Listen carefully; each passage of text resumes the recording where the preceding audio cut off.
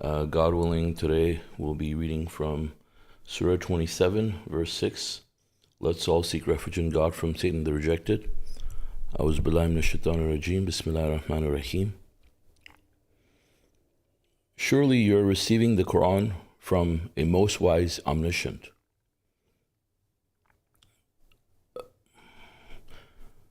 I think I'll continue reading. Moses. Recall that Moses said to his family, I see a fire, let me bring you news therefrom, or a torch to warm you. When he came to it, he was called, Blessed is the one who is speaking from within the fire, and those around it. Glory be to God, Lord of the universe. O Moses, this is me, God, the Almighty, most wise. Throw down your staff. When he saw it moving like a demon, he turned around and fled. O Moses, do not be afraid. My messengers shall not fear, except those who commit a transgression, then substitute righteousness after sinning. I am forgiving, most merciful. Put your hand in your pocket, it will come out white without a blemish. These are among 9 miracles to Pharaoh and his people, for they are wicked people. When our miracles were presented to them, clear and profound, they said, This is obviously magic. They rejected them and were utterly convinced of their wrong ways, due to their arrogance. Note the consequences for the evildoers.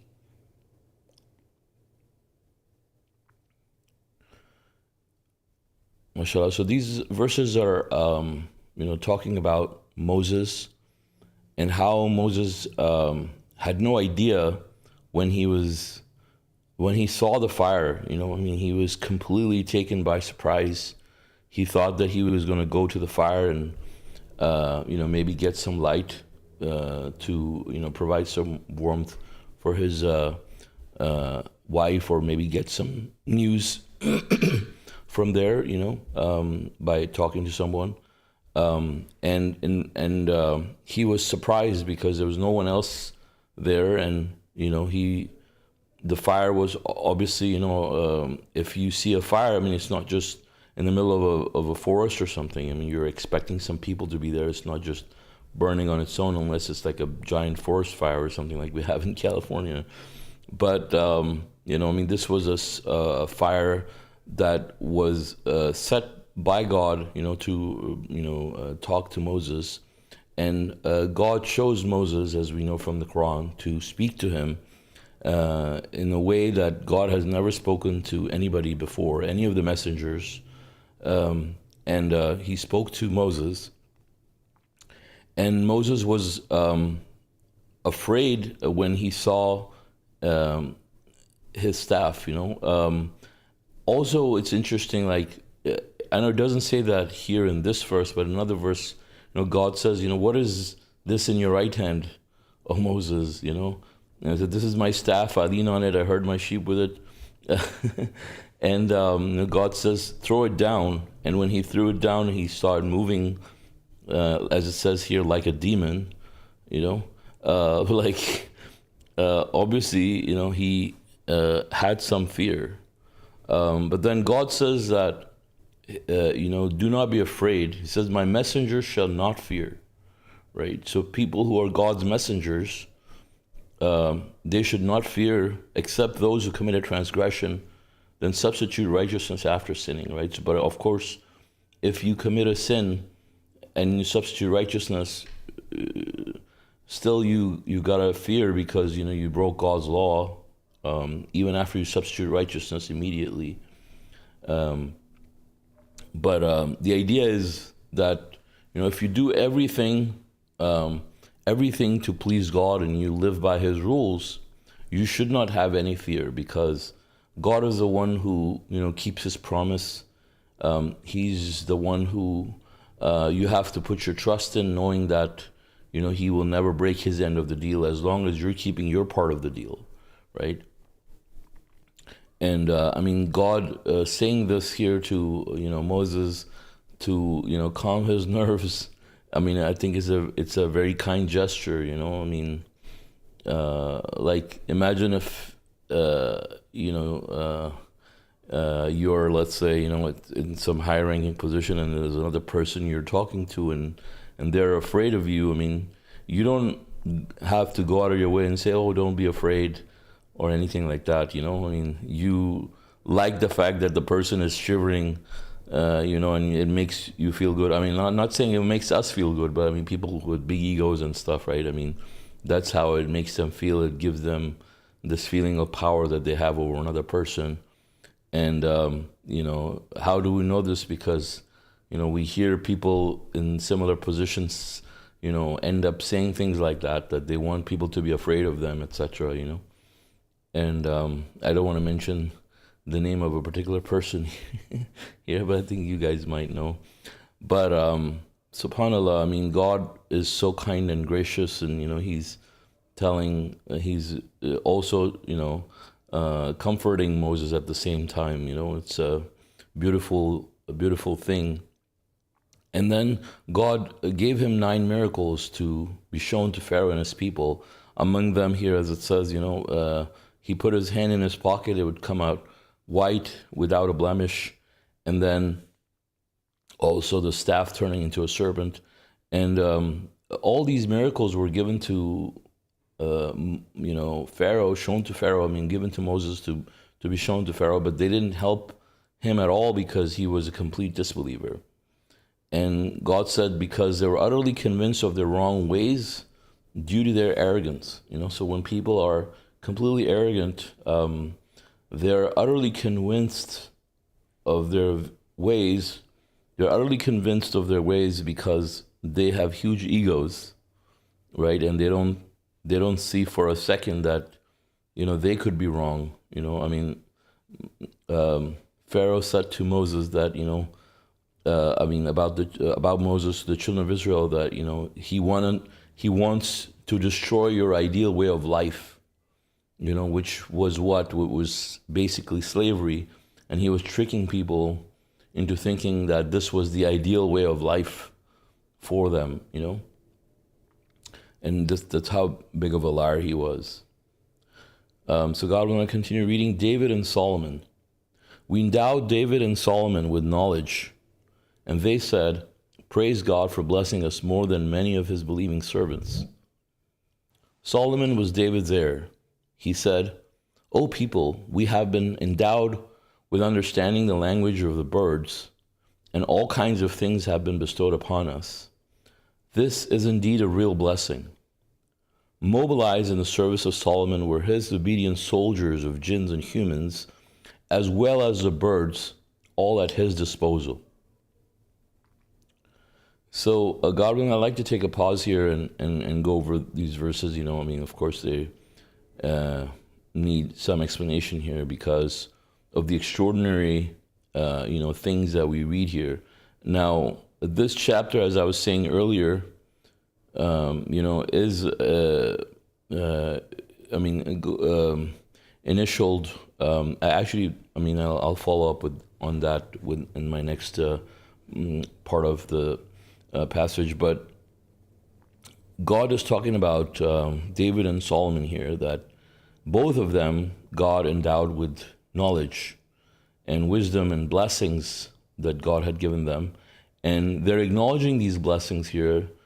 God says, praise God. They're saying, praise God for blessing us more than many of his believing servants, right? So a lot of these blessings, there were more. God has given us so many blessings, right? But God had given them more blessings than many other people, like understanding the language of the birds, right? And how did that work? God is the one who gave them this knowledge, right? Among other things that God gave them knowledge that we don't have, right? We don't have the knowledge to communicate with the birds, but they were given that knowledge, and using that knowledge, David and Solomon, they used that knowledge to communicate with them, right? So if they didn't have, in order for you to communicate with someone, you need to understand their language, right? When you are, like, let's say you go to China and you don't speak Mandarin, I mean, you can't communicate with the people unless you use a translator or something. You have to speak to them in their language, right? That's how you can communicate with them. If they could understand your language, just anybody could communicate with them, or they could communicate with anybody in that language, right? And they would want to speak that language too, right? So like like Dr. Doolittle or something, where obviously that's not how it works, right? So he understood their language, and that's how he communicated with them, and that's how he trained them to do things for him, right? And this is obviously mentioned in other verses, and also that God says, you train them according to the knowledge God has given you. So you train your animals to do things, and you give them instructions. In Solomon's case, he could talk to them, he could communicate with them, so they would do what he told them, right? It's not like they understood his language, right? He was able to communicate with them in their language. So anybody who comes to you and tells you that, the birds understand your language and they understand all the languages of all the human beings, you can rest assured that, they're just speaking from their own personal opinion, and there's no truth to that, because that's not how it works. Let's just say. God says, mobilize in the service of Solomon were his obedient soldiers of jinns and humans, as well as the birds at his disposal. So it also included not just the birds, but also the jinns. Now God gave them also the knowledge and the understanding to be able to communicate with the jinns, to the point that the jinns were subservient to him. The jinns were not allowed to disobey the orders, right? I mean, even though it's not like they were all very righteous jinns and they're all submitters, they weren't. They were just made to work in his army. It's like you have access to a huge army, that works for you. They may be, due to some circumstances, like say financial circumstances or some other circumstances, are working for you. Like let's say if you own a huge corporation or something, and people are working for you, doesn't mean because they're working for you they're all submitters, right? But they're just working for you because they are put in a position where they have to work, right? And they're forced to be in that position, and that's how it was for the jinns.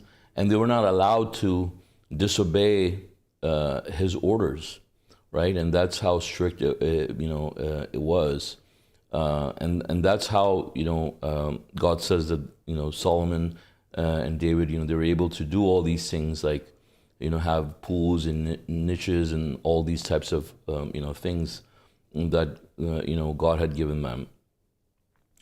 And so God will continue reading verse 18. Says, when they approached the valley of the ants, one ant said, "O you ants, go into your homes, lest you get crushed by Solomon and his soldiers without perceiving." He smiled and laughed at her statement and said, "My Lord, direct me to be appreciative of the blessings you have bestowed upon me and my parents, and to do the righteous works that please you. Admit me by your mercy into the company of your righteous servants." MashaAllah. So Godwin, now here I would like to read the footnote. It says, the more unusual the events in a given surah, the stronger the mathematical evidence supporting them. This helps assure us that such strange phenomena are indicative of God's power. This surah's initials, TS, constitute a complex part of the Quran's complex part of the mathematical miracles related to the Quranic initials. The unusual birth and miracles of Jesus are in Surah 19, which is prefixed with 5 Quranic initials. See Appendix 1 for the details. Right, so we have the Quranic initials right off the bat in this surah that tells us that all these unusual events are mathematically confirmed for us, and we have the mathematical evidence supporting them. So we shouldn't have any doubt. This is truly a blessing from God, right? And all these facts that we see here now. God here is talking about, Solomon being able to understand the communication that happened between the ants, right? So imagine when ants communicate, none of us hear anything. When ants talk to each other, they don't use their words or their howling or anything like that, or like, how cats will meow or dogs will bark, etc. You don't hear anything. They communicate using chemical signals, using pheromones, and none of us can ever understand that language, right? We don't even know what that would look like. Imagine chemical signals. How would you interpret chemical signals? We don't even have the senses to even pick those up, right? But God gave that understanding to Solomon. Now, of course, for God it is very easy because all ants have that knowledge, right? That's how they communicate with each other. And for God to put it inside let's say inside a certain kind of cell or whatever, if you want to go in from like a scientific standpoint, to put some kind of device in his brain where he's able to pick up and decipher all of those signals. It's very easy, right? God can do anything, and that's another aspect of it that we see, that if God wants to give someone an understanding like that, even, if he wants them to communicate with a human being, he could, and he can, right? And we can see here that he clearly did. But what's even more amazing to me is Solomon's reaction to all of this. It never fails to, mashallah, impress me when I read these verses about Solomon, like how appreciative he was, and how down to earth he was about all of these things, how humble he was, through all of this, right? Which is why, God has given him as an example for us to learn from. Like, look, God had given so many things to Solomon, right? And he was not arrogant. He was not rude. He was not egotistical. Like, today in this world, you give someone, a small title, and their, their egos, just, shoot up the roof, right? And we see that every day in this world, But in his case, not only was he a king that was richer than any other king that will ever exist, given the fact that the kind of resources he had access to. Imagine if you have access to the clouds, you have access to all the minerals, down at any level in earth. You have oil fields, nobody can beat that, right?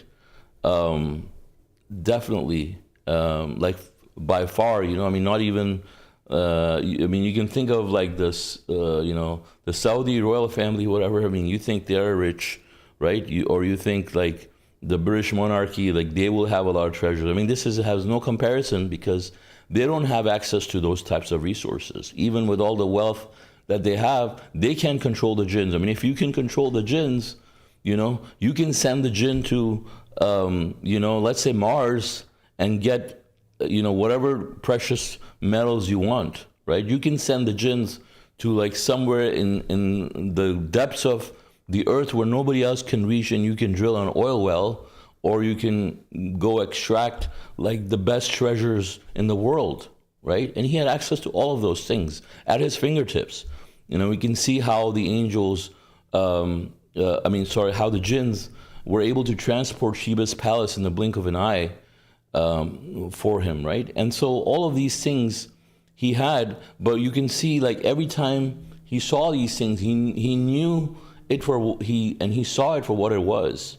He saw it as a blessing, but he also saw it as a test in the sense that how he would respond to that, and it sets an example for us on how we should be responding to these things in our lives when we have blessings.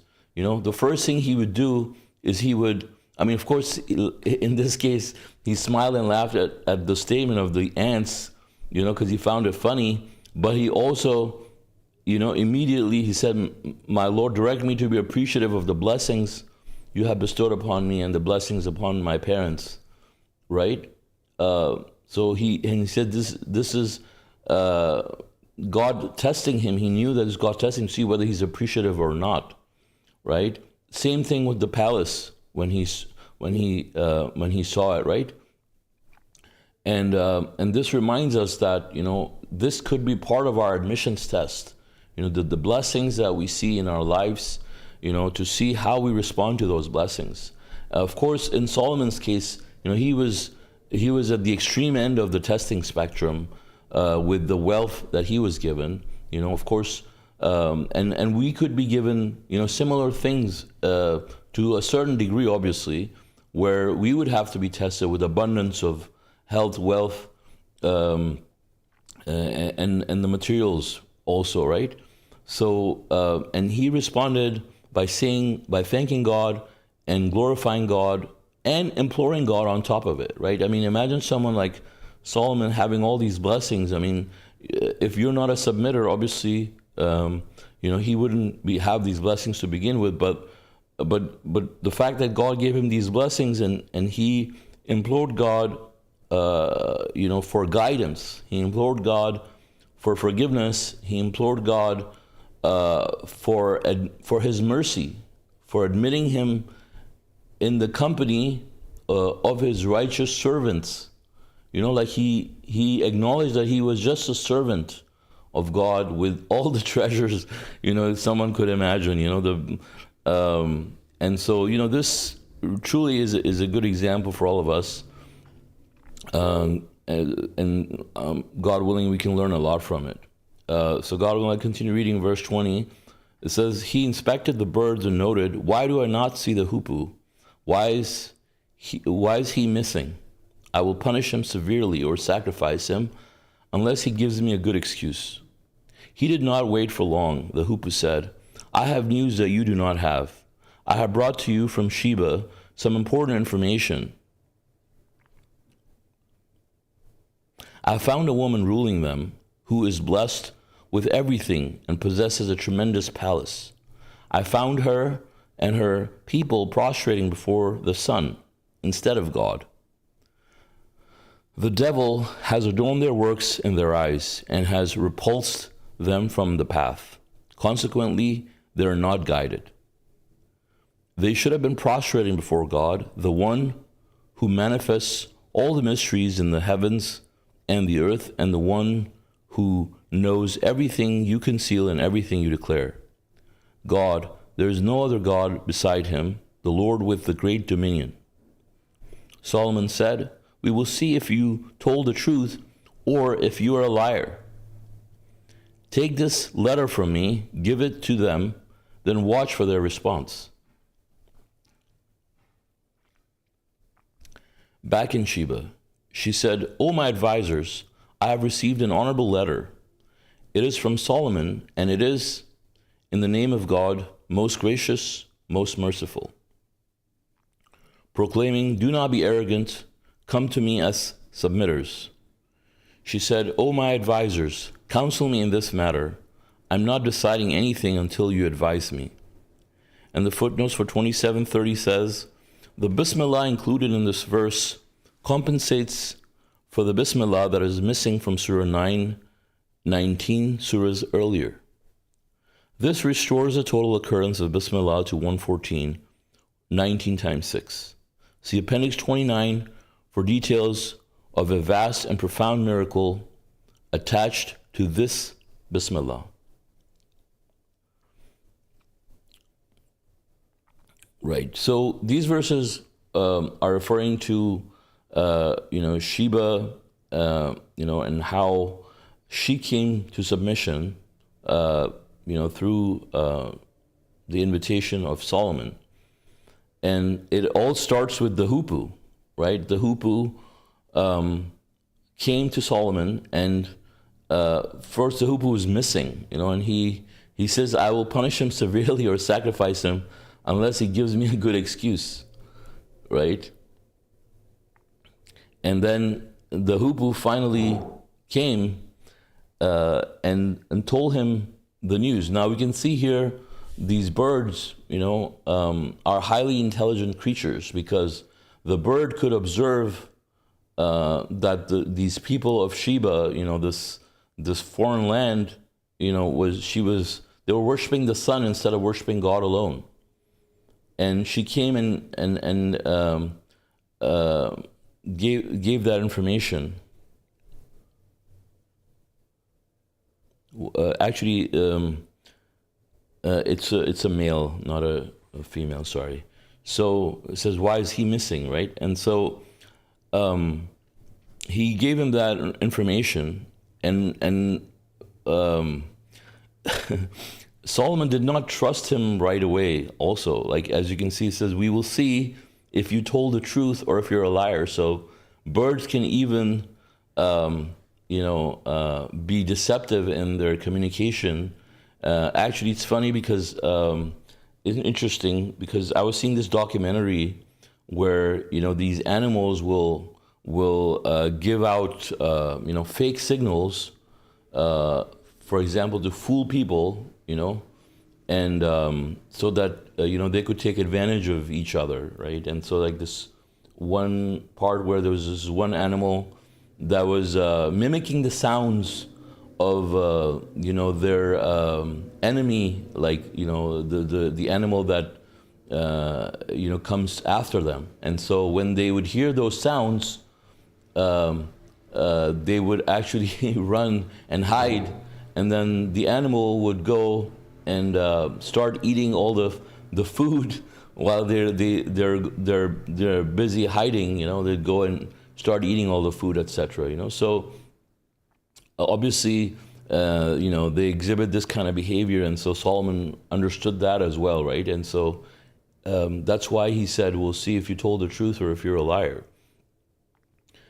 And then when the hoopoe returned, well, first of all, actually, it says about, in verse 30, it says it's from the letter, Sheba is talking about the letter, and she said, it is from Solomon, and it is in the name of God, most gracious, most merciful. So this is the second Bismillah that we find in this surah, right? This is the second numbered Bismillah in the Quran, one of the only two numbered Bismillahs. You have the first Bismillah, which occurs in numbered Bismillah, which occurs in Surah Al-Fatiha, the first chapter of the Quran, and then you have this second one here in verse 30, which is the second numbered Bismillah. But this surah has two Bismillahs, because we don't have the Bismillah in Surah 9, which is 19 chapters after here in Surah 27, where we find the Bismillah twice, right? And if you go into Appendix 29, you can see how there's a big mathematical correlation in all of this that shows the mathematical structure of the Quran in a way that really, I think, is amazing, mashallah.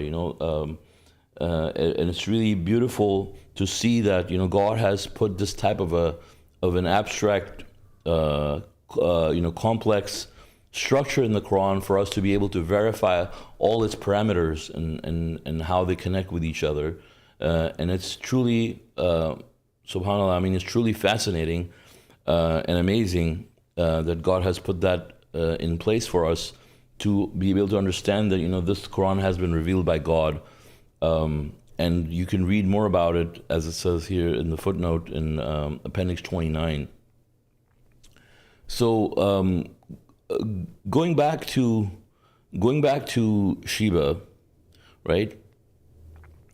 She said, "O my advisors, counsel me in this matter. I'm not deciding anything until you advise me."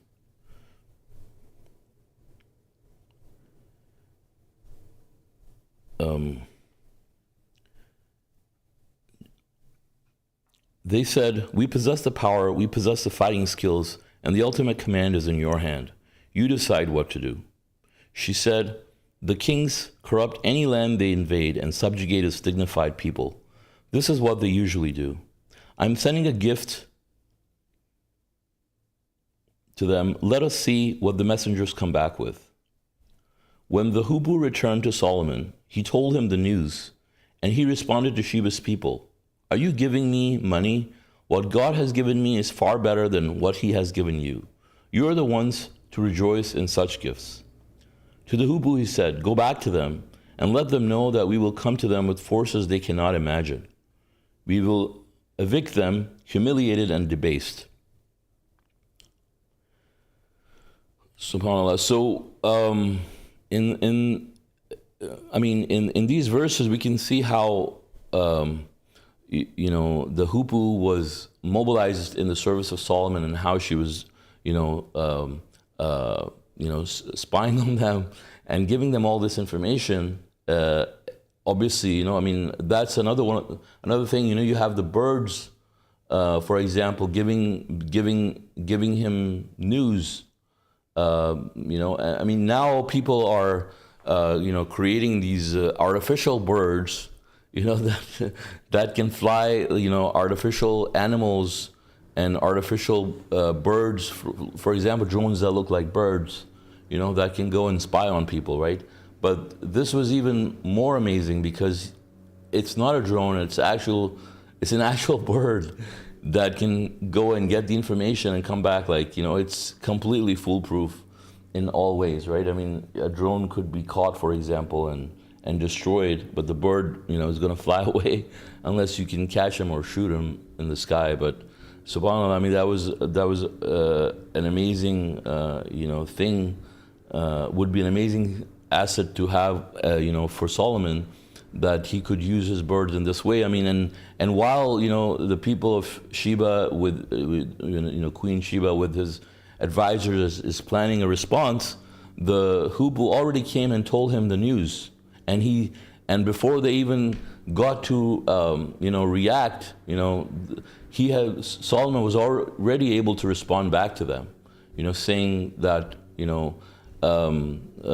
thing about the money. Now, if we look at Solomon's statement here, I think it is also extraordinary because what Solomon said here, I think, tells us a lot about how Solomon felt about money, right? He says, "Are you giving me money?" He says, "What God has given me is far better than what he has given you. You are the ones to rejoice in such gifts," right? So they thought that, he's just some, power-hungry, greedy king who just wants to, cause destruction and humiliate us and all this stuff. Let's just send him some gifts, some money. And you can see, Solomon, even though he asked God for a lot of wealth to be tested with so that he could appreciate God and glorify him, he wasn't greedy. He didn't have this, excessive love for wealth and material and money, right? Because what he said here is that what God has given me is far better than what he has given you. You're the ones to rejoice in such gifts. So this worldly materials that people are going after, running after, selling their souls for, obviously doesn't mean anything for Solomon. He knows that there is no value to it for him. What God has given us, also, in terms of guidance, in terms of the scripture, that is more valuable than anything for us, and that is something that is going to save us in the hereafter, and we'll see the true value of it on the day of judgment when God says, even an earth full of gold, even twice as much will not be accepted from anyone, right? Anyways, so when the Hoopoe went back to them and said, "Let them know that we will come to them with forces they cannot imagine. We will evict them, humiliated and debased." Now, I don't exactly know how the Hoopoe delivered that information. Maybe it was in a letter too. Most likely it was, right?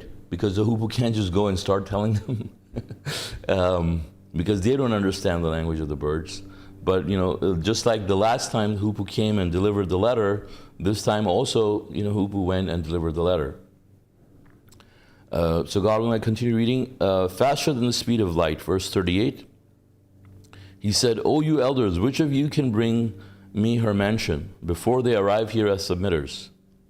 One Ifrit from the jinn said, "I can bring it to you before you stand up. I am powerful enough to do this." The one who possessed knowledge from the book said, "I can bring it to you in the blink of your eye." When he saw it settled in front of him, he said, "This is a blessing from my Lord, whereby he tests me to show whether I'm appreciative or unappreciative. Whoever is appreciative for his own good, and if one turns unappreciative, then my Lord is in no need for him, most honorable." Right? So again, it says faster than the speed of light. So God, gave him these jinns that could transport things to him faster than the speed of light, and this is what Solomon is acknowledging, and when he saw it settled in front of him, as soon as he said it, and it's like boom, it's there, he right away, he wasn't like intoxicated with the excitement or ego, as many people would be, he immediately, brought his attention to God, right? And this is how we should be. When we get a blessing, the first thing we should think about is God, right? We should thank God and be appreciative for the blessings that we get. And, there's so many blessings that you and I will have that even Solomon, let's say, wouldn't think of, right? Let's just say. Nevertheless, we can decide to just not even acknowledge it and ignore it, right? But, we have so many blessings in our life. Like, for example, Solomon didn't have a computer, right? And we do, right? So, we can thank God for these things when we have them. We can thank God for them. All the blessings that we have, obviously, it's hard to compete with someone like Solomon, but I guess the idea is that, we have to learn to appreciate God.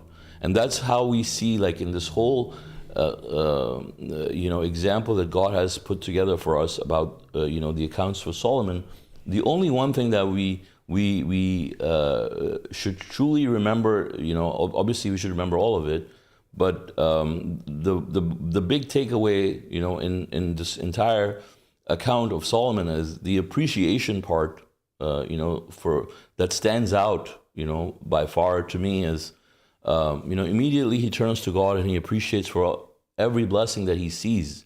And it's a big test, for someone like Solomon, because, he had all these blessings coming left and right, and so when he said that, so I will appreciate you and glorify you, not get distracted, this was his test, when all these things come, like, he would glorify God, he would thank God, and that's how we should train ourselves to be also God willing. That way, obviously, that's the only way we can pass our admissions test, So with this, God willing, I will end. And if you guys have any comments or questions, please feel free. Thank you. MashaAllah, brother. Sure. Good stuff. Thank you. Yeah, good, mashallah. Actually, a few questions. Mm-hmm. 1 second. So, it was about the animals, the example of the bird and the ant. We can't understand their language because they don't speak human language, of course. Mm-hmm. But can we say that the animals know what's going around them in the sense of knowing that, for example, the example of the bird, right? The bird knew that they were idol worshippers, they were worshipping the sun, and they weren't worshipping God. So, and he brought that information to Solomon. So, can we say that this is a unique case, or like should we say, okay, animals also, at least they know what's going on, in the world, or like it's a little funny from, like, if you would think like that, like an animal that knows that certain people are idol worshippers or not. Can we Mm-hmm. say it's a unique situation? Right, mashallah. Yeah, that's a good question. Just I need 1 second to switch off my computer to my switch the thing from my computer to my phone, and just give me 1 second. I don't want to mess this.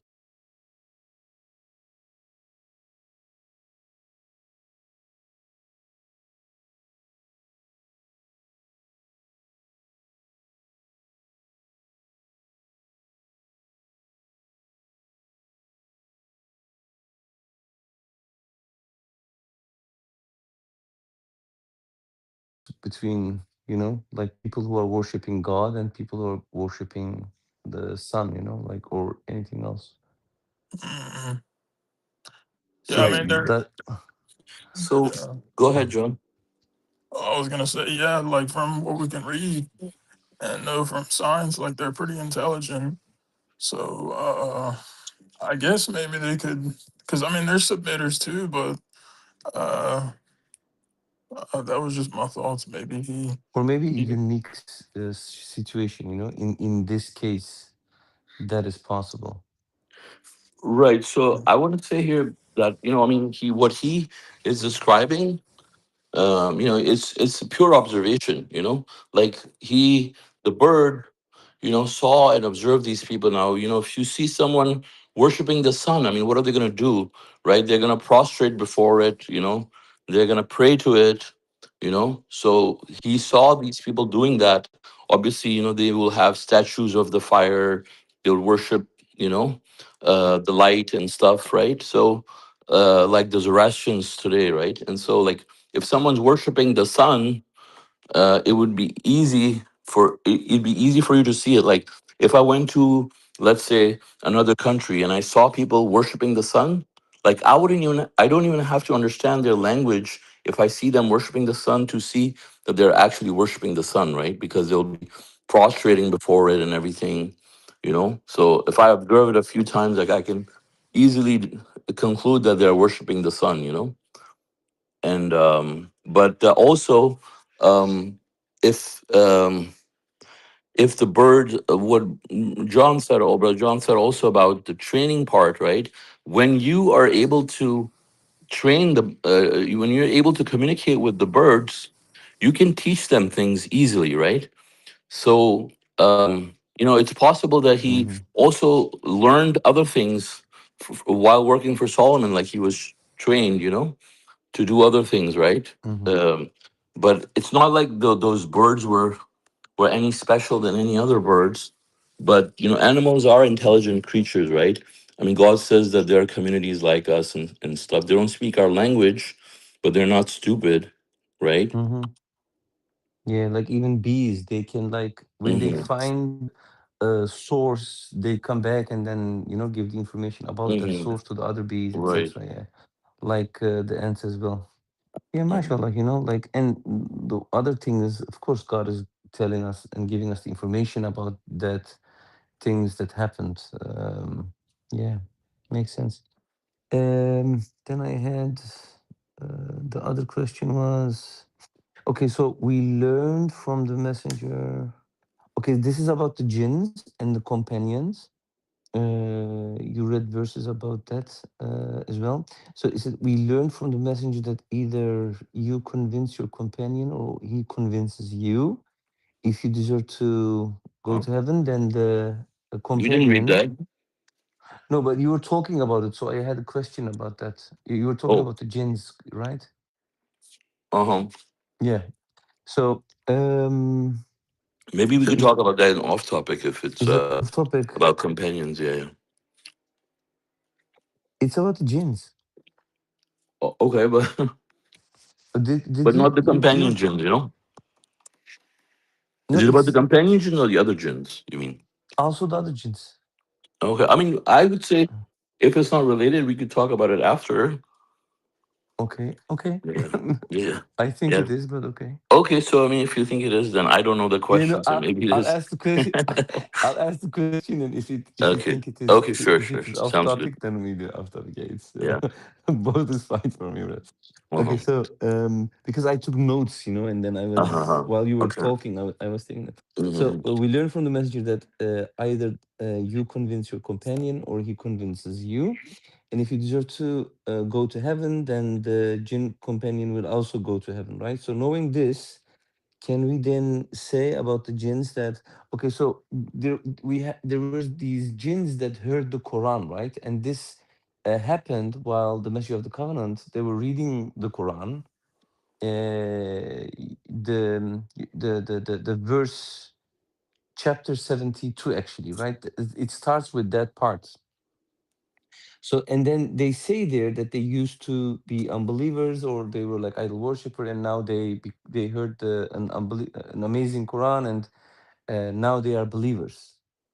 Uh-huh. Um, and we know that uh, that jinns are first the companions of the human beings, and when a human being dies, then the companions becomes free, and then it becomes the jinn, Mm-hmm. right? But if the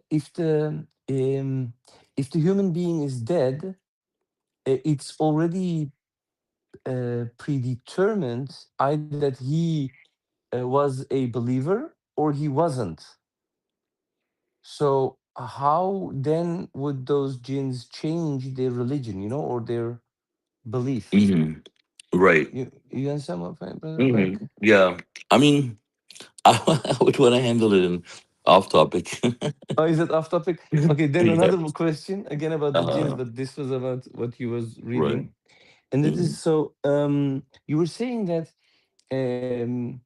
the Suleiman could use the jinns, right? To, for example, Mm-hmm. you were giving the example that Suleiman had like this. He was the king and he had so much power over the jinns as well. And today's people, even people in who control the oils, and so they are not even close Mm-hmm. with their richness to Mm-hmm. Suleiman, right? Because Right. if you could control the jinns, then you can send them to Mars and then take some minerals, that you could use or like reach Mm-hmm.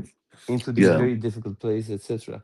Yeah. You can So extract all the oil in the yeah, world. I mean, hmm so all but the take out all the diamonds, all the gold, everything. yeah, yeah, definitely. So in the Quran, there are also verses about the jinns and humans being working together. Like even the verse where it says like when they are with the believers, they say that they are believers, but when they turn to their jinns, then they say, "Oh, we were only Not mocking just with jinns. them." It says that with their The devils, devils. right? Yeah. So devils can be among the humans or the jinns. Oh, okay, okay. So okay. The human Do devils and the can jinn humans also devils. communicate with with the devils, the jinn devils, and then they can work together? Sorry, can you say that again? So the question is, can When it says the when they're with their devils, right? It doesn't mean that it can be their own companion, or it can also be other humans that are also okay, devilish people. Devilish people, basically. okay. You I have remember. devilish human Okay. beings, and then you have devilish jinns, Yes. right? So when Yes. they're Yes. with their own devils, let's say Mm, they could be with their people in their community or their family, that they're also mm, as evil as them. mm. Yeah. Okay. So, are humans capable of communicating with jinns? Just your own companion, unless you're doing sorcery. Yeah. Like, okay. So, like, imagine this person, right? Are Who you is able to going. communicate with other jinns? No, no, no. We cannot. I know that. But when you do, Brother Joffrey. I was- we spoke about this table. Remember? Like, we can try maybe that one. what, the Ouija board? Yeah. No, Yeah. no, don't. No, I was just joking. Yeah, so like basically the question is this, yeah, okay, like let's say these are like bad devilish jinns, and they work for the devil, and like um wouldn't they like work together with also like devilish humans, and then make them richer or bring these minerals, like you said, wouldn't they do that for them? Right. So only Solomon was, given the knowledge to control them. They worked for Solomon, right? Other humans Hmm. were not given that knowledge. So they could not control, other humans could not control the jinns And in they the would way do it Solomon. with their own will, let's say, because they are No, evil, they and wouldn't then do that because they had big, they're jinns, they're powerful creatures, They why would they wanna why would you wanna work for anybody, right? Unless there is something for you. I mean, and the way the jinns are, I mean, we're not of like any kind of benefit for them that they would want to, let's say, like have like a partnership or something, unless unless you're in some kind of a satanic relationship with them, like these people that they do, right? yes, That that's have what this I kind mean of, as well. Yeah. yeah. So I mean, that's obviously God says witchcraft, right? People who do that kind of stuff, God says they have no share in the hereafter, Mm-hmm. right? But that only works with that specific knowledge that God says, was given from the two angels, Harut and Marut, right? Uh, Yes. and God said it was a test for them, and they used it to do all kinds of evil things. Mm-hmm. Yeah. Yeah. Okay. Yeah, they Thank you were very much. committed to to Solomon's service, right? And if they Hmm. disobeyed, they could have. I kind of thought this is just my thinking, but like if one of them disobeyed, they would get could get a severe punishment, Hmm. maybe from an angel or something. Okay, but what about then the good genes? They can like help like it's just an idea, right? Okay, so like imagine you have the believers, and they are in war with non-believers, and then like they need help, and you have these jinns who are believing jinns. Like wouldn't they like also help them? You know what I mean? Like in any way, Yeah. I like mean, the way bring God them, has help created them the with money, system, or right? Yeah, hmm. yeah, mashallah. So the way God has created the system, right? That doesn't exist. The only What way, does like this kind of collaboration doesn't exist. The only way it exists is like one, for example, Solomon was given the knowledge, right? And then two, the same kind of knowledge people abuse to use them. Otherwise, you can't make the jinns want to do anything or have them do anything, or let alone you even communicate with them, right? they can see us, right? We They cannot can see see them, but us, they can see but they us. cannot. They're not allowed to like do things for human beings. We're Oh, protected. okay. We're protected from them. We have our own Mm-hmm. guardians as well. Yeah, And the so angels. they're not allowed to do this type of stuff. And the way God has set this up, they don't want to do these things for you, no matter how nice they are. Yeah, Even if they're yeah. believers, like I would want to help if I Uh-huh. was a jinn, a believing jinn, Yeah, maybe, maybe, Also, maybe, maybe that's why you're not a maybe Jew, you're. maybe I'm not. because they don't think like that. Yeah, Yeah. No, when your jinn leaves your body, I mean, of course, he's not going to want to have to do anything with the other humans. Yeah, he mm, probably has his own affairs and stuff to do Hmm. in other Hmm. parts of the universe. Hmm. But Yeah, but I mean, maybe again, let's not go into too much yeah, speculation. Also, like yeah. mashallah. I mean, we read a lot of verses. Mashallah. There's a lot of things that we see that we can also talk about. I mean, of course, there's the unknown part, and of course, it fascinates us, and it's some of it is mysterious. Of course, we have questions too, But Mm. I mean, let's go back to the verses. Yeah, those were the You know, questions, brother. yeah. So That's a good question. Yeah. yeah.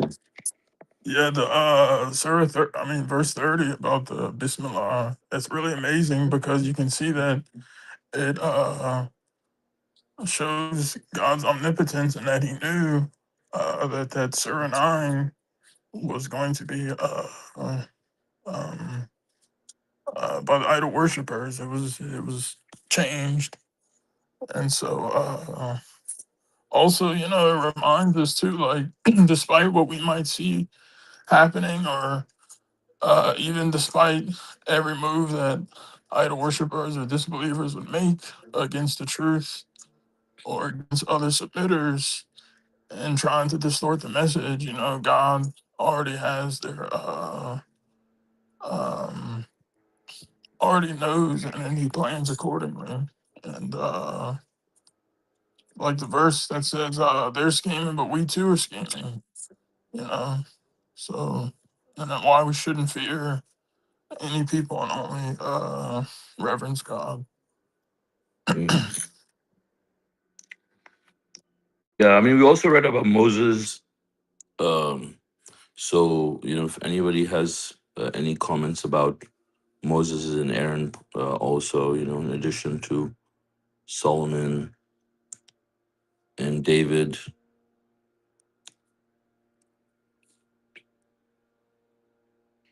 Yeah, the moment he ran away, right? When he went there, because Hmm. like he's a human being. So, and then at that moment, like anyone who would um something happen to you like that, like you would be scared, of course.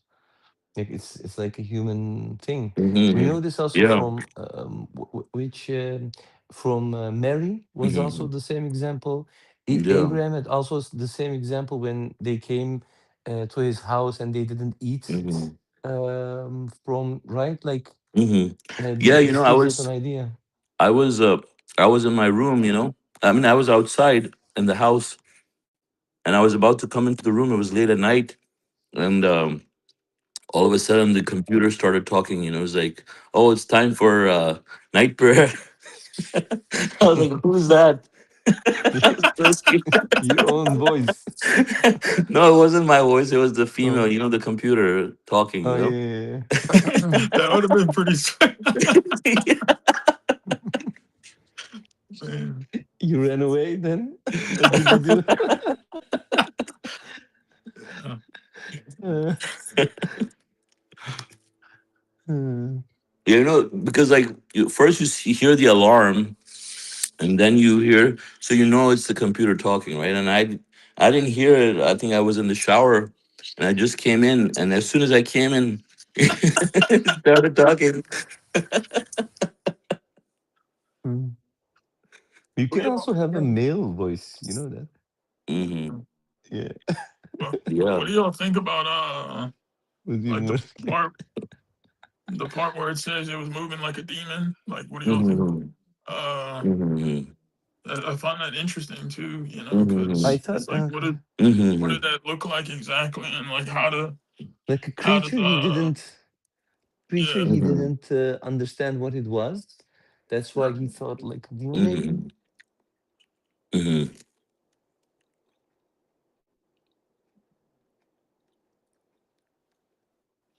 Yeah, maybe like it was um like floating or something. You mean like a snake? No, he threw his staff, right? Yeah, it's a sword on And your then it was staff, and he saw moving. it moving like a demon. yeah, it could have been. I guess Like like the demon way in the sense like you say it moved like a demon. This means you know what a demon is, how it looks like, and then you compare it to that. But I think it's like a way of saying something, Hmm. like something you never saw, and it was like maybe it was um like spazzing out, like it frightening. was.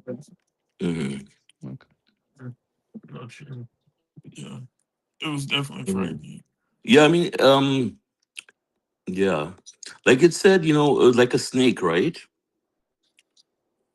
In other verses. Mhm. Yeah, it swallowed the It was other like maybe it was like wiggling and three. throwing itself all over the Mhm. place and Yeah, stuff. see, it says he threw down his staff and it turned into a tremendous serpent. It says, throw down your staff. In verse Surah 7, it says, throw down your staff, whereupon it swallowed what they fabricated. It says,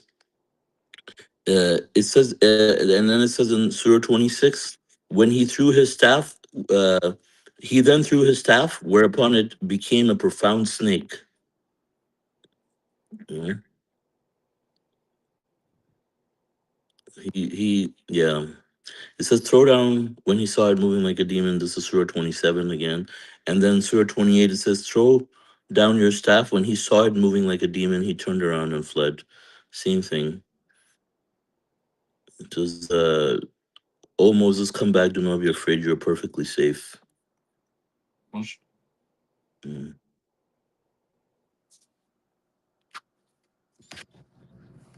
Yeah, so these are all like very amazing things that happened before, and God mentions these things in the Quran, for um a lot of people, these are like stories that, very difficult to believe in, like especially things about the miracles that God talks about.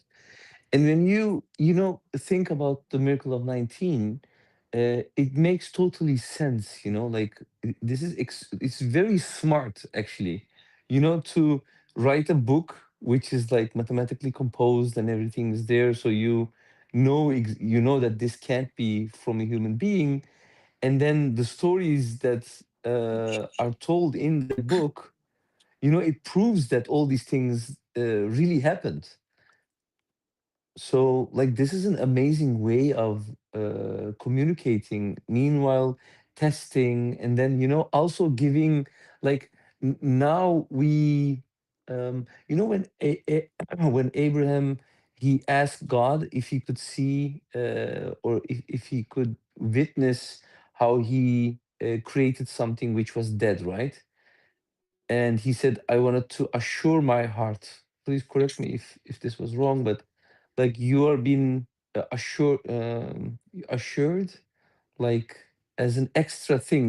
You believe in it, but when you witness that specific thing, it's different, right? Than without witnessing it.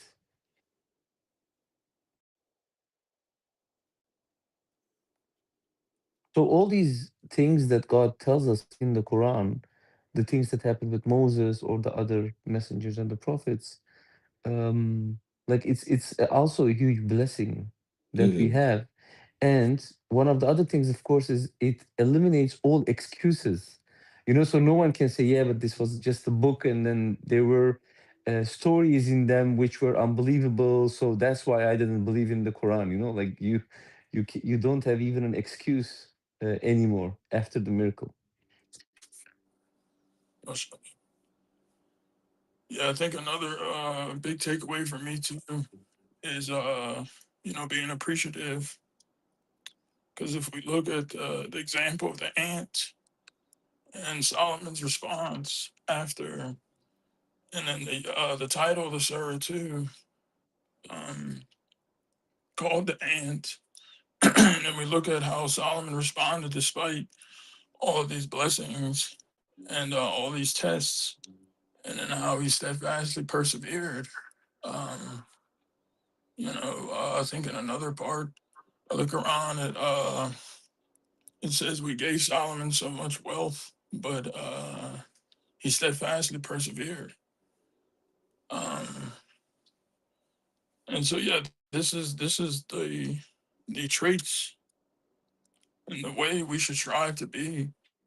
And the bar we should set for ourselves too. And mashallah, yeah, like I was just thinking too, when towards the end of the study when Suleiman, you mentioned the computer. Mhm. Like you were mentioning, I was sitting on my bed and I had my computer open and I was like Uh-huh. going to a website, and then like right before you said that, you were talking about like being grateful, Mm-hmm. thinking about the things we have today, which is very true, very true. And like how Mm-hmm. easy we have it, like these luxurious vehicles and stuff. But yeah, like I was like saying, like, oh, I was thinking about my eyes, and then I was looking at my computer. I was like, man, this is really something, mashallah, for the computer. And then like you said it at the same time too, like Yeah. about the. I thought that was cool. Pretty. But yeah, like these are opportunities. I really like how you emphasized and you stressed on the points of how Solomon responded, despite his blessings. And I mean, even too, like I like how you said that he was very calm and cool, and like despite having all these things, and then like how he smiled and laughter at the end, you know, um, after hearing their language, and then all the other abilities and blessings that God granted him, like the understanding of the bird's language and the command of these other powerful creatures like the jinns, and how he didn't idolize these things. He didn't idolize himself. And he knew that all this was came from God. And really, what God possesses is far better and everlasting too. In the hereafter, and that's the real life. And so that is a good way to keep ourselves framed and reflect on all of these examples, because Well, there's so much wisdom in this in the Quran. Like you don't really find this in other scriptures or books too. I mean, this is how I think this is a big thing for me too. Like how this book is from another uh, proof is it's from God is just because of the information that we get from it and the profound lessons and examples. And you could read things again or listen to things again, and you take away uh, like improved and new meanings each time, and it's very so beneficial.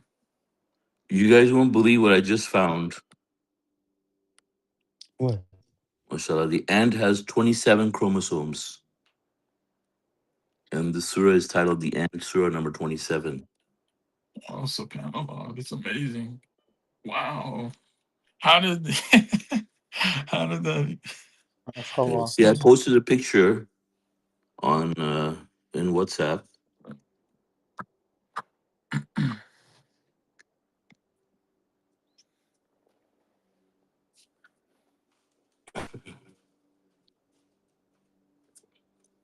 Subhanallah, that's incredible.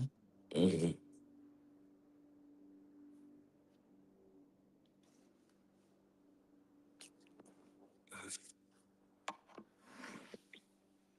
Yeah, it shows this only could have come from the Creator, and that He's the one who designed all of this. It's awesome.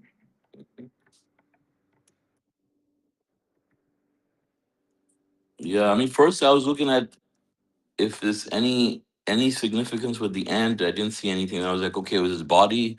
I was like, didn't see anything really with the body. Then I was like, oh, what about the genome?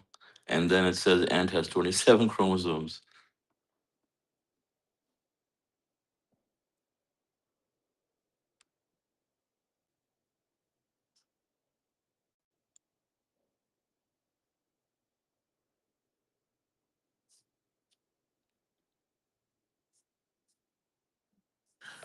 Yeah, also look at I think I mentioned it to you uh, a while ago, but there's some interesting videos about the hoopoes on YouTube Hmm.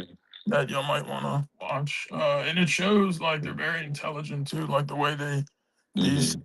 clever ways that they come up with defending their territory from other birds and other animals that are a nuisance. Hmm. It's kind of funny too, but they're very smart because they know like they have a certain tactic that Hmm. they do.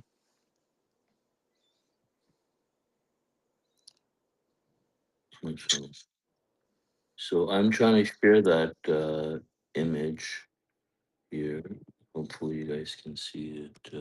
And also, I'll share it here. Um,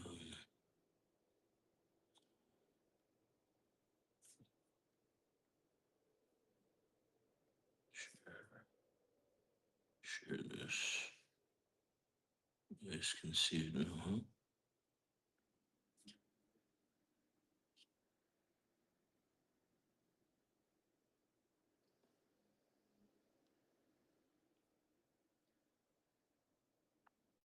As you can see, this circle 1, 2, 3, 4, 5, 6, all the way to 27.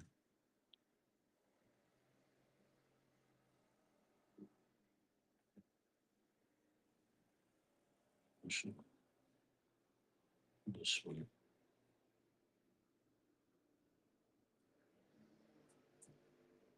It's the same thing. See, see, the several ants species are known to have 27 chromosome, and the haploid said ants with 27 chromosomes. So there's ants that also have 26 chromosomes, but I think a lot of these ants usually have 27.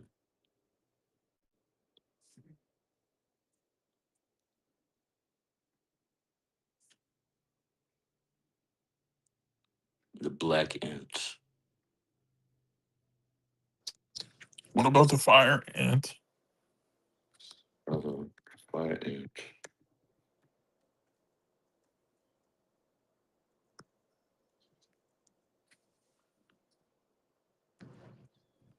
Oh, the fire ants have um,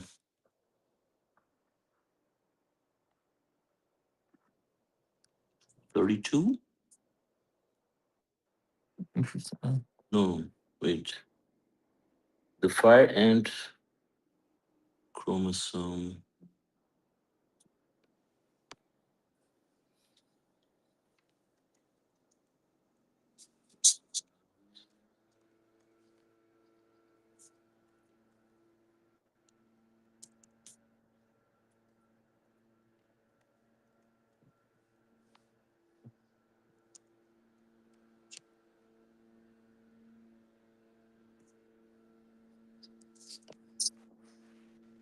Yeah, I think a fire ant has 32 chromosomes.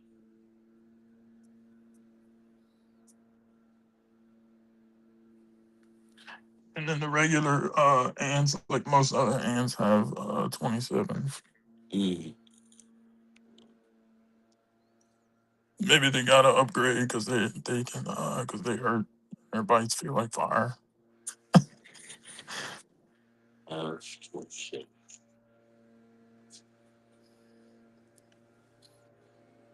Several ant species have 27, including the black ants. Yeah, that's the most common. Yeah. That's the ant. Yeah, the regular ant. Mhm.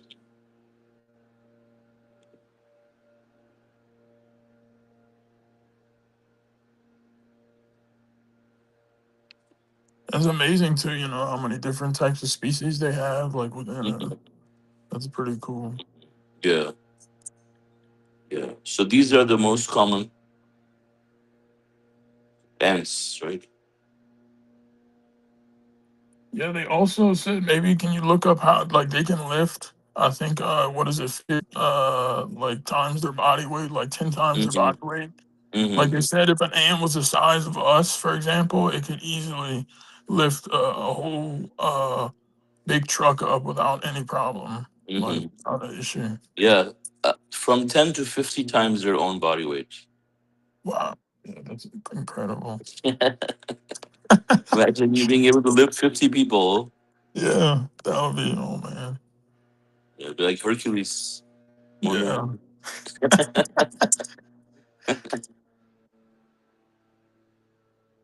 Okay. All right. So, are there any other comments or questions? Any other comments or questions?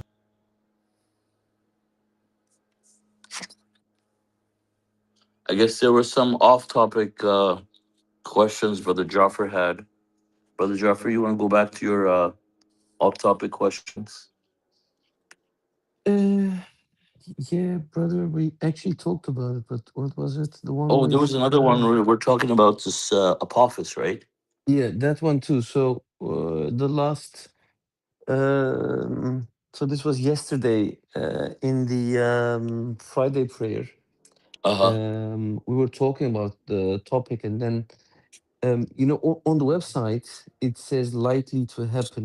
When you go to the page, the Uh first huh. page, the first Uh text is standing there. So my question basically is like, why do we say after so many signs and like from my own perspective, like it's my opinion, of course, like huh. when I look at all these signs, everything, and when you bring all these dots together, right, then you see Mm-hmm. clearly a picture Mm-hmm. happening.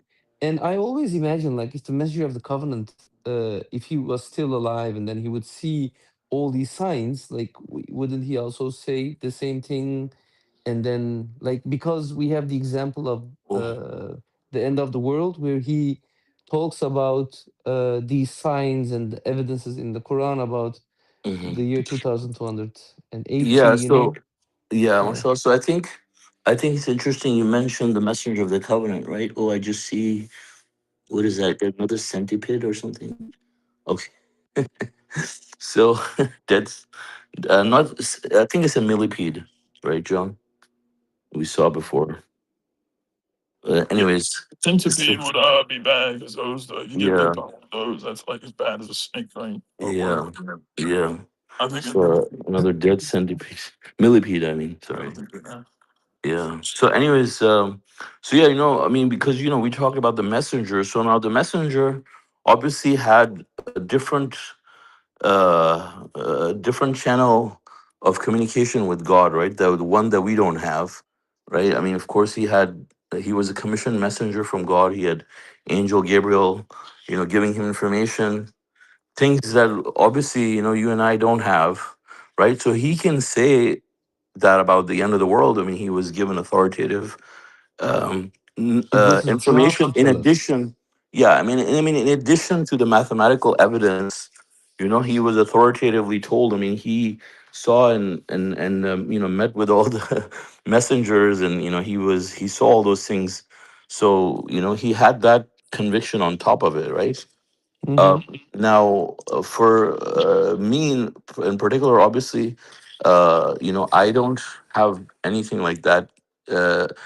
All we have seen so far is we have seen the signs, right? The proofs, Mm-hmm. but the proofs are signs. They're signs that are pointing to a certain date. Now, how I feel about it personally, when I talk, like I would, if someone hasn't specifically told me something is going to happen, and I just see signs, I'm going to say based on the signs, it's likely that this thing is going to happen, right? But I will only say this thing is going to happen if the person comes and tells me directly, hey, let's say tomorrow is my birthday, let's say, and I'm having a party, right? I know, okay, this person's having a party, but if the person hasn't told me and I see, him doing decorations and this and that, I would say it's likely that the person is having a party, because I've just seen signs, you know. But I mean, to me, at this point, with all the information that we have seen, it's more than likely, I would say, that. But it doesn't mean that I don't feel particularly that it's going to happen. It's just a way of saying it, because of the fact that we have seen signs. God hasn't physically given us that information, like the way it was given to the messengers, for example. Mm-hmm. Yeah, but isn't um multiples of 19, those are also physical. It's because, Yeah, like yeah, but I'm yeah. saying, seeing, we're still seeing proofs or signs, right? We haven't been directly told by an angel or something. That would be when we will say, okay, it's it's happening, but we can believe that. I would say we can believe that, but just from the way of articulating your ideas and thoughts, when you're seeing signs, you're saying I can see signs based on these. It's just about English, kind of like about English language to me. Like if I'm Mm. seeing signs of something happening, I'm gonna say it's likely that this Okay, is going to so happen because the person hasn't come and told me directly.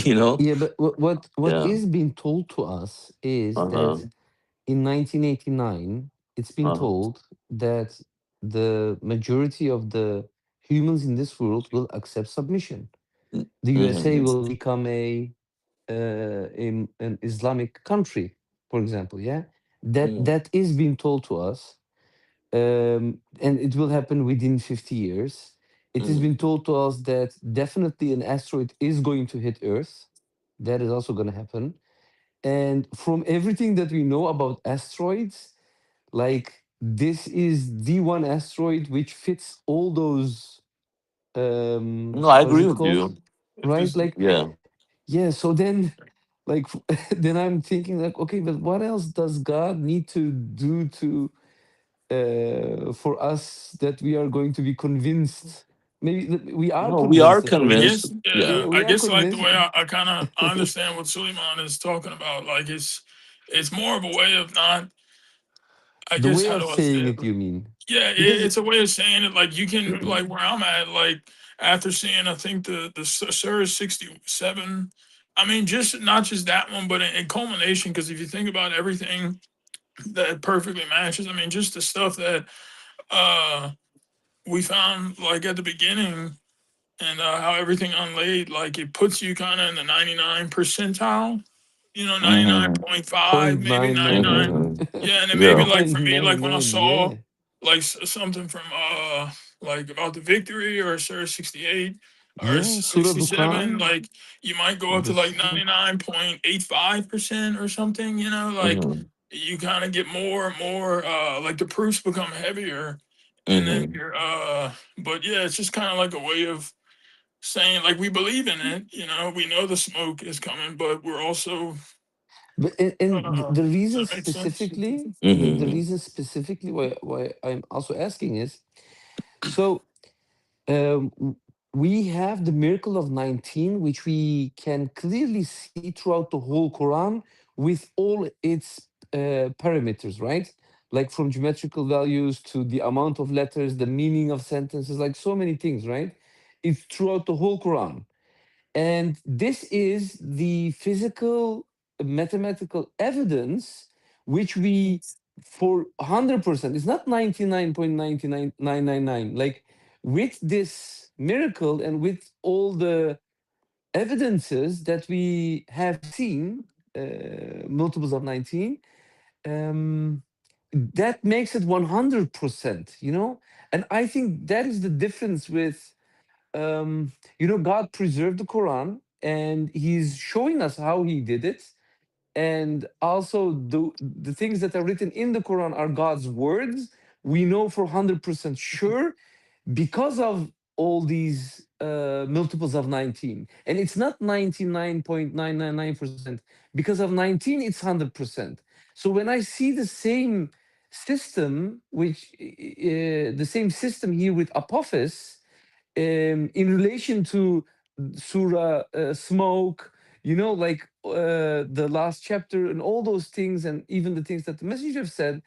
So that gives me the idea of saying with this, like we say that 19 is miracle and it proves that the Quran is the word of God, we can say this proves that this is going to happen 100% in 2029. Maybe I'm wrong, but like this is what I feel and think. Yeah, but I mean, we're not saying it's not going to happen, right? We're also saying that it will happen, God willing, but we just haven't had like God say it to us directly. So we have only seen the signs, like the mathematical proofs. We have seen them, right? But we haven't been told specifically. So it's just a way of saying it, you know? If someone hasn't come and told you something, let's say they're having a party and you look at all the decorations and stuff, you can't say the person's having a party. You can say, you will say, it seems like the person's having a party because you haven't been told by the person directly that he's having a party, but you have seen all the signs are there, right? All the signs are there, right? There's no doubt about Can we? that, right? Is this Yeah, 19 like also a way of communicating through behind the bush? Is No, that it's not a also way of the? getting behind the bush. So like it's like not, right? like we're 100%, like I'm hundred A way percent of about the communicating. smoke, you know. Yeah, go ahead, brother.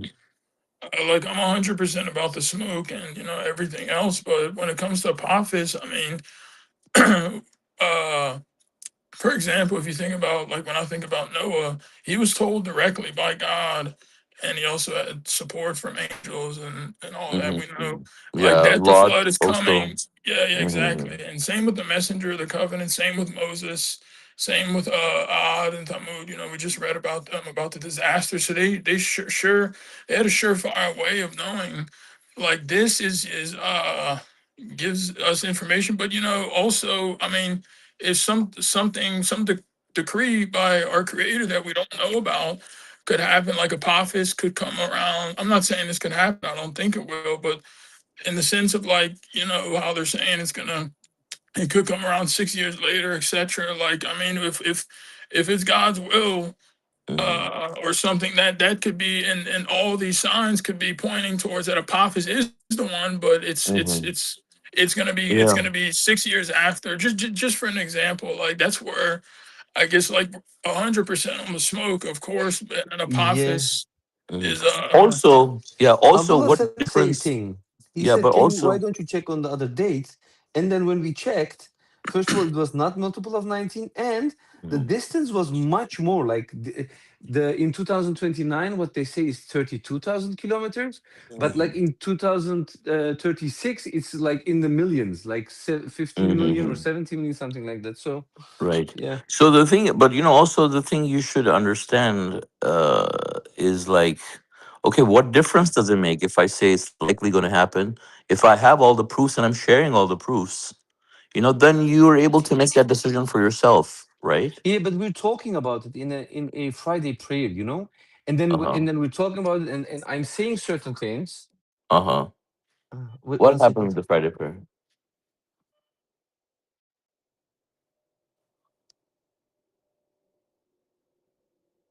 It's maybe there. Look up on the closet. No, so you're. Yeah, sorry. No, I'm talking. Yeah, so Oh. on the Friday prayer, like we were talking about it, like, and then Uh huh. giving all these information. The question comes like, are we sure? Can we like? Question Um, comes from who? from one of the brothers, for example, he was saying Uh also huh. the same thing. Like, why maybe it's gonna happen in 2036.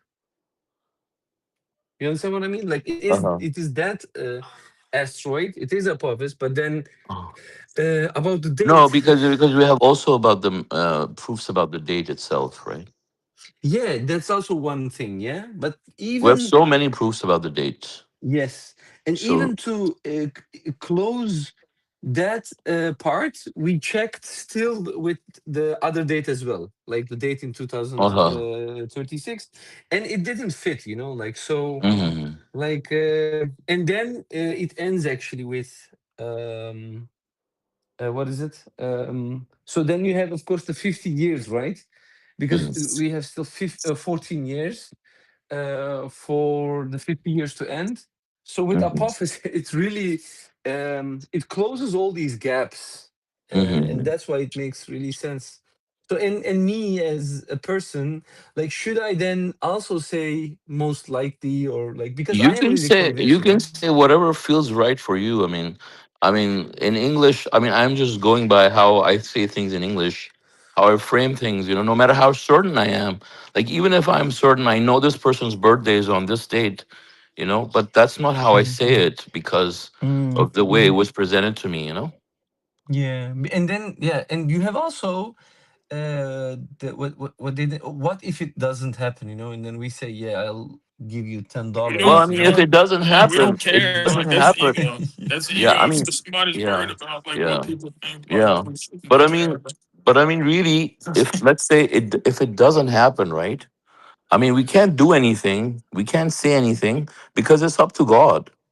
Of Yeah, Let's course, say brother. But what I say if is, if it if doesn't they say happen, if it doesn't happen, I say if it if doesn't it happen, wouldn't then just happen. go talk to God.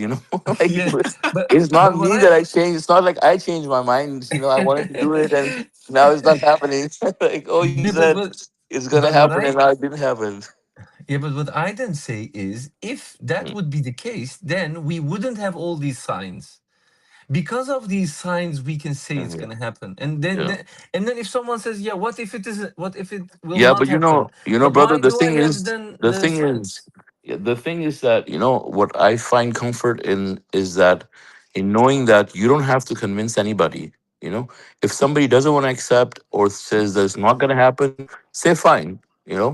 If you don't want to be prepared on that day, for the prophets, then you can take that risk and don't be. Mhm, Like I anybody mhm, who doesn't accept, obviously, it's going to affect them directly. mhm, you know but I I don't don't. you and I don't have to worry about that. yeah. Our So job, I think, as submitters, if we know something, we share it with others, and then if others accept or don't accept, like, it's really not something that we mhm. should really worry about at the end of the day.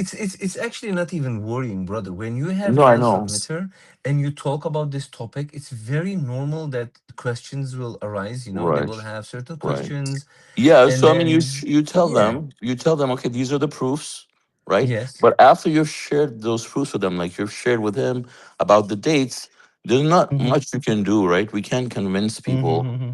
At the end of the day, if they decide to have certain reservations, so Mm-hmm. just let it be. Say, okay, if you don't think it's going to happen, fine. I mean, that's your No, prerogative. I mean, you're even responsible for your no, decisions.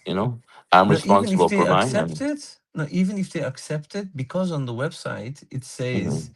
most likely, that is a little bit different than how I am talking about it. What I say is, when looking at all these things, now we can say, like, I'm sure that it's going to happen because of all these signs that God has sent us. You understand? And that's a but little we bit could we different could than what's on reword it the. maybe. You If can this Because say is it what whatever way you I, like. I yeah, mean, there's no yeah. compulsion that everybody has to say it the same way, right? Mm-hmm. Yeah, but if it's wrong, I need to know. Like, I shouldn't say something that's I wrong. mean, like I said, to me in Yeah. English, if I'm just seeing signs of something happening, I'm gonna say it's likely that it's happening because I'm just seeing the signs. The person hasn't come and authoritatively said to me directly. So that's how I would say it in English language. I mean, I that's just understand. my way of expressing what I I am. see, factually. I, You yeah, I know. like totally without understand, being brother. like, I guess, yeah, like maybe more, maybe this is the wrong term to use, but it's more cordial, like Y- a way of expressing Yeah. Also Yeah, that. Yeah. Exactly. this without like kind of pushing people away, but like Right. giving them a hmm chance to look at it and like believe in it Hmm. themselves. It's kind of Right. uh, yeah, Exactly. yeah, that's yeah. And when you say you're looking at the signs, the first thing that comes to my mind is when when they ask the message of the covenant about, when he says, within 50 years this is going to happen, they say, is this your wish, or is it Uh-huh. something that's really going to happen? And he says, no, it's definitely going to happen. And then he talks about the signs. He says, I see the signs. Yeah, but look also, Brother Jaffer, there's also But one other he's a distinction, right? messenger, When we're of talking course. about the Yeah. end of the world with the messenger of the covenant versus what we're No, telling it was people, not yeah. We're end of the not world. It was we're messengers. about not within 50 we're not, years. first of all, if the messenger says something and someone disbelieves in it, right? They're Mhm. disbelieving in the messenger In the directly, messenger. doubting the information, right? In our case, we've seen the signs, we have seen the mathematical evidence, but we're not messengers, Yeah, right? Mm-hmm. exactly. So if we're Yeah. saying something and someone doesn't believe it, like, we can't say, well, this person's now a disbeliever too, because they've disbelieved in what I have presented. I Mm-hmm. mean, that's another aspect of it that we should think about because, okay, Mm-hmm. if you don't if you don't see that, like, it could be about anything. Like, this is about the smoke, right? I mean, it's not like they're Mm-hmm. disbelieving that the smoke will not happen, right?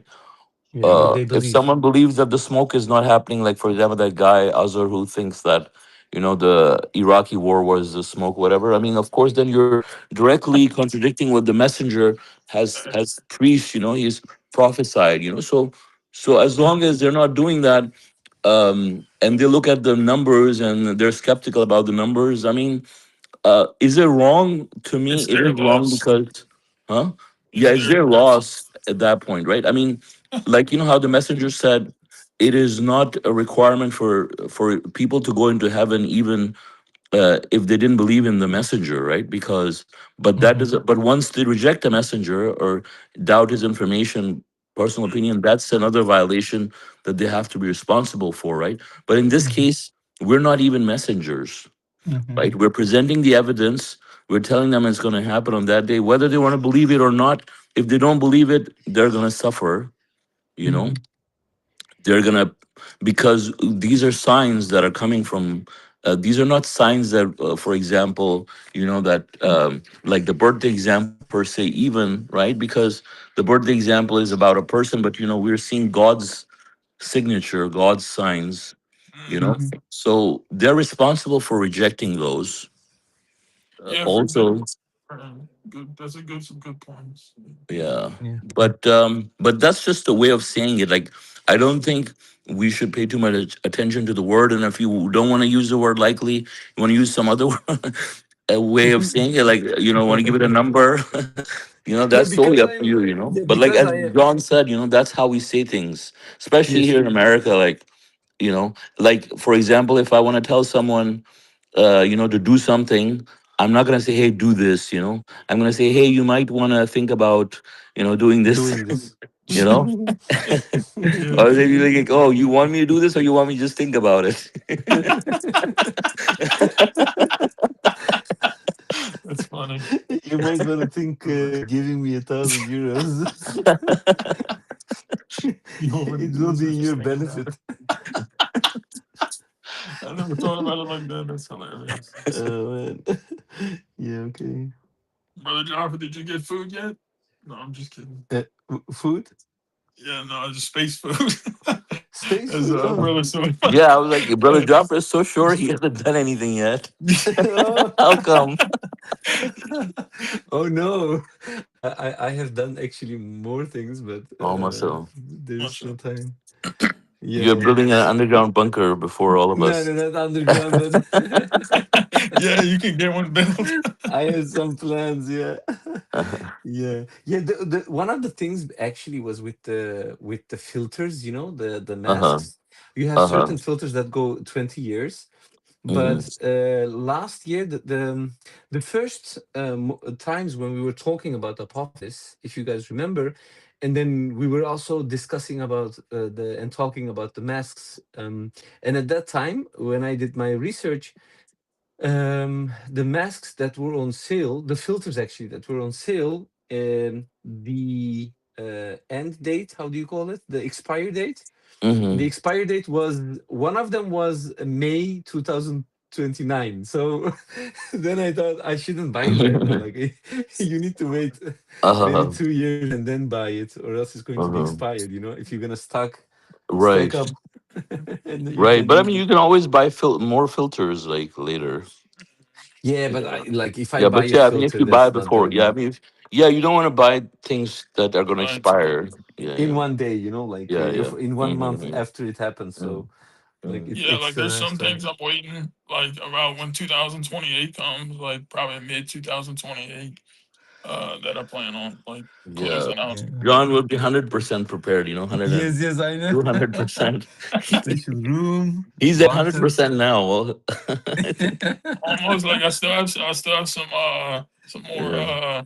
with the battery and the solar power. I have solar Okay. power stuff, Yeah. but that won't be too useful. But yeah, like outside of the mask too, A wind it's a good turbine, idea maybe. to have a yeah to have like a HEPA or NBC filtration system. So when you sleep, so you don't have to sleep with a mask on and stuff. Those are some ideas. Mhm. Wow.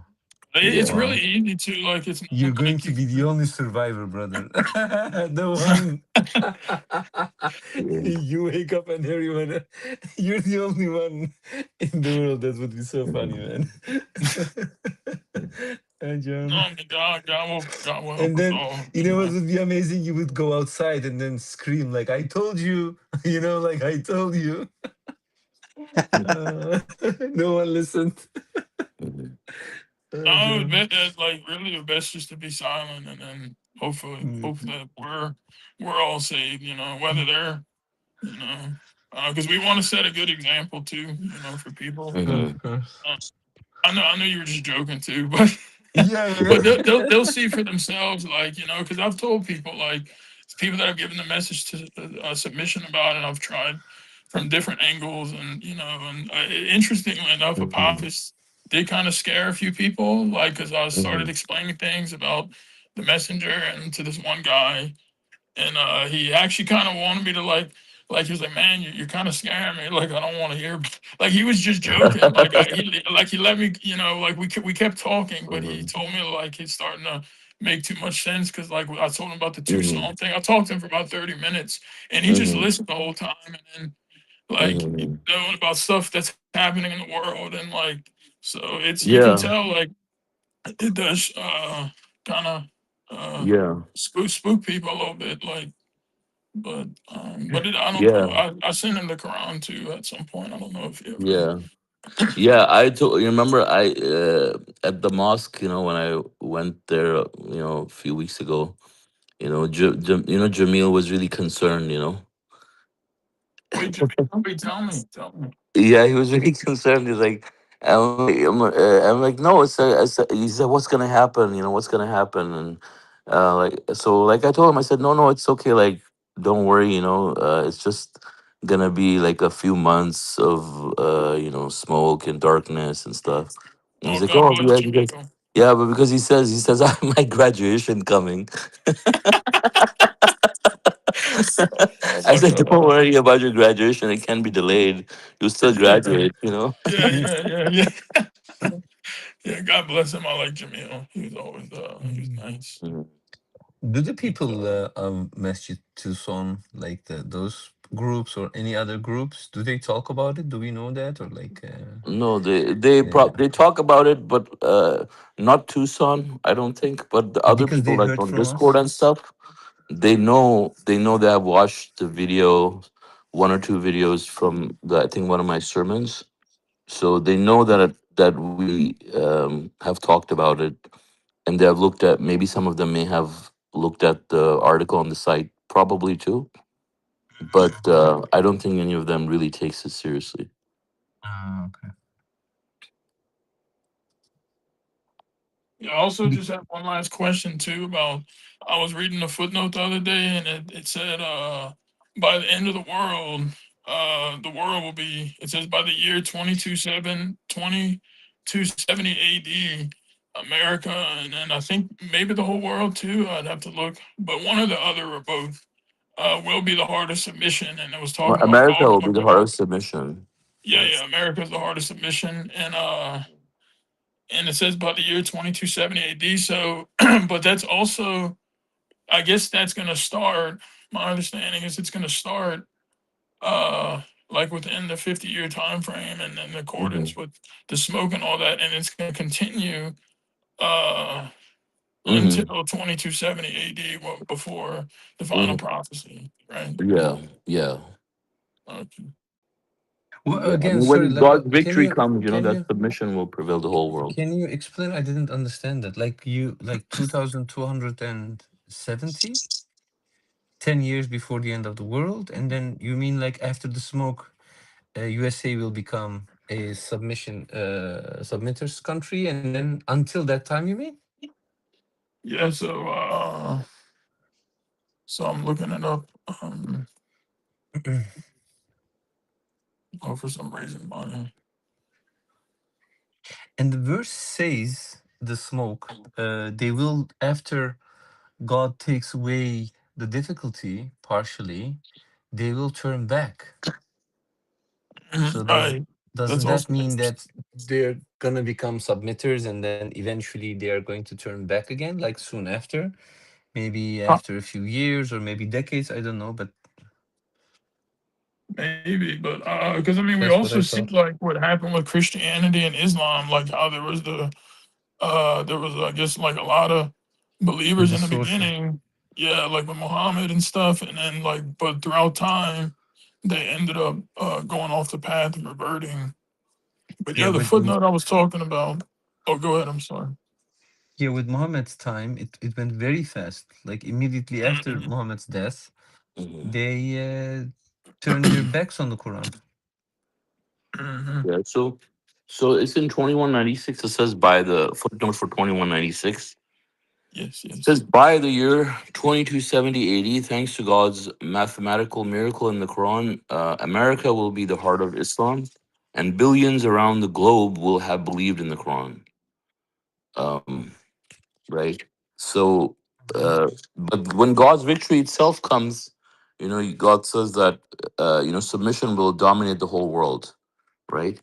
So, Mhm. it will start with the victory. So, yeah, Yeah, Yeah. okay.